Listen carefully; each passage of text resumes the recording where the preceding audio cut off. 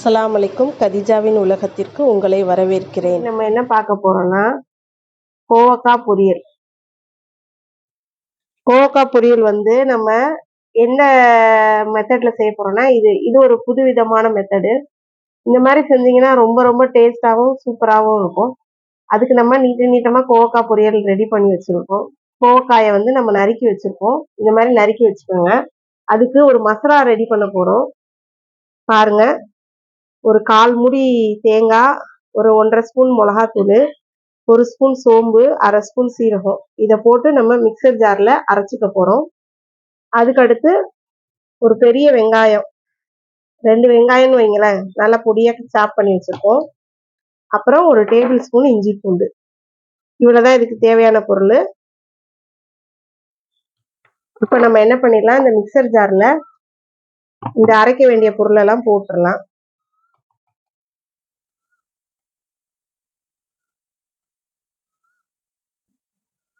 இப்போ நம்ம இதை வந்து என்ன பண்ணிடலாம், நல்லா நைஸா அரைச்சிட்டு வந்துடலாம்.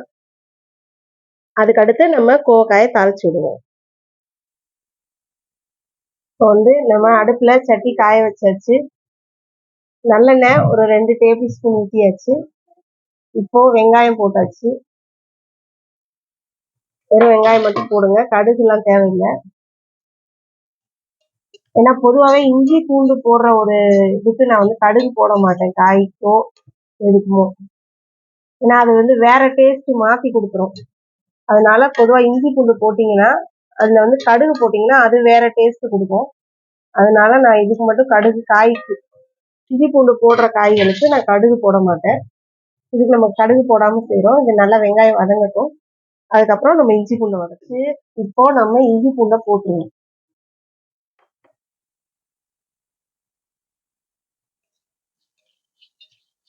இஞ்சி பூண்டை போட்டு நல்லா பச்சை வாசனை போக வதக்கிடுங்க. இப்போ வந்து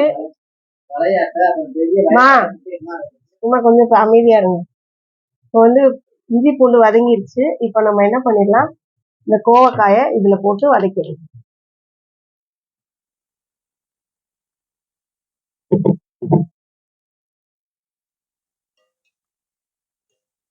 நல்லா வதக்குங்க. கோவக்காய் வந்து நல்லா வேகட்டும்.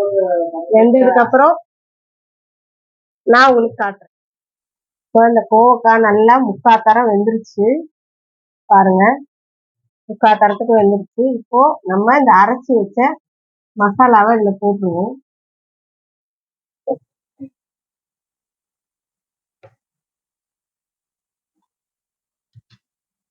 இந்த மசாலா கலவுல தண்ணியே இதுல ஊற்றிட்டு இந்த மசாலாவும் சேர்ந்து நல்லா வேகட்டும்.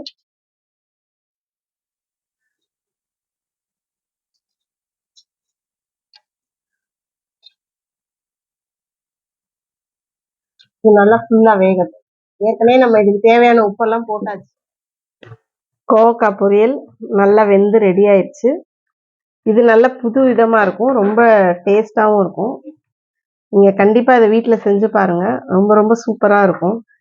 ரொம்ப சிம்பிள் தான், அதுக்கு நிறைய மசாலாலாம் நம்ம ஒன்றும் போடலை. இது ஒரு வித்தியாசமான டேஸ்ட்ல இருக்கும்.